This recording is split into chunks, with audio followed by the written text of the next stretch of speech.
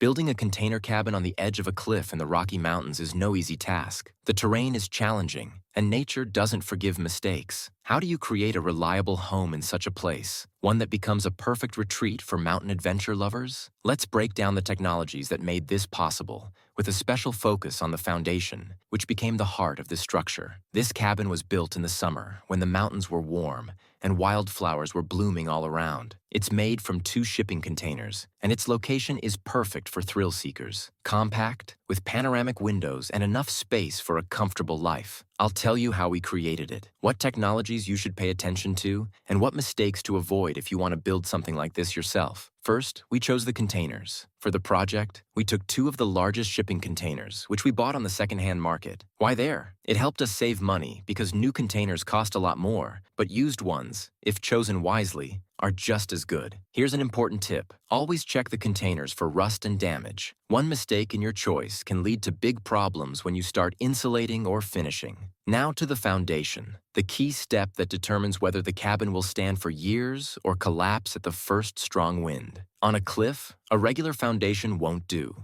The terrain is uneven, with a thin layer of soil over solid rock and a drop below. That's why we chose a pile foundation, which transfers the weight of the house to the deeper layers of rock. It all starts with preparing the site, clearing away excess vegetation and loose soil to reach the solid base. To drill the piles on such a steep slope, we used special equipment with a long arm that can work while staying on flat ground. It's easier to do this in summer since the soil is drier, but you still need to be careful. One wrong move, and the work can come to a halt. Next, we marked out the site to know exactly where the foundation supports would go. We did this using equipment that helps define boundaries even on uneven terrain. After that, we started drilling holes in the rock with special equipment. The holes need to be deep enough to reach a stable layer that won't crack under pressure. It's easy to make a mistake here. We initially thought about using lighter equipment to speed things up, but then changed our minds. Lighter machines wouldn't have handled the hard rock, and we'd have had to redo everything. Into the finished holes, we lowered steel supports, added rebar for strength, and filled them with high-strength concrete. Then we connected the supports with steel beams to distribute the load evenly. To prevent the foundation from being washed away by rain, we built a drainage system around the supports. We dug channels to divert water away. This is an important step. Without drainage, water can undermine the supports,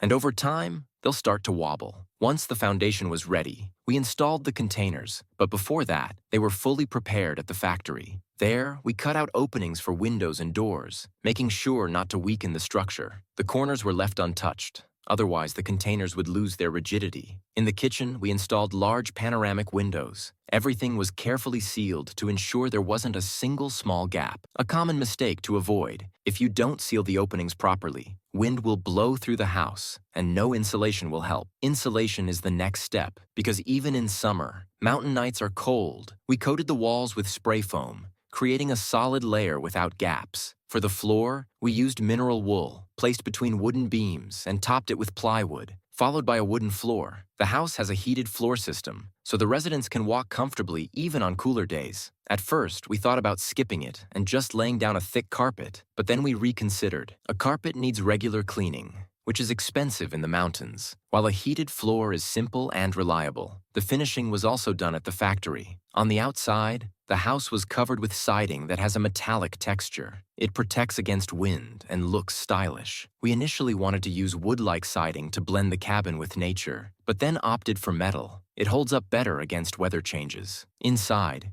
we first covered the entire container with drywall to level the walls and prepare them for finishing, then added wooden beams. This gave the house a cozy feel and became a beautiful decorative touch. Here's a tip: don't skimp on the quality of finishing materials. Trust me, that's a big mistake. On site, the cabin was assembled like a set of building blocks. The containers were delivered using a crane, which lowered them onto the foundation, and then they were securely fastened. We planned the utilities in advance. In such a remote area, there's no electricity, so we installed solar panels on the roof. These panels are considered some of the most powerful on the market. They generate enough energy to heat the house, turn on lights, and use appliances. The energy is stored in batteries, so it's available even at night. This project showed that even on the edge of a cliff, you can build a reliable home if you approach it the right way. A solid foundation, thorough preparation of the containers, and well-thought-out utilities. That's what makes it possible. Did you like the video? Now let's see who's the most observant. Guess which important detail I didn't mention in this video. Here's a hint. It's related to the convenience of living in any house like this.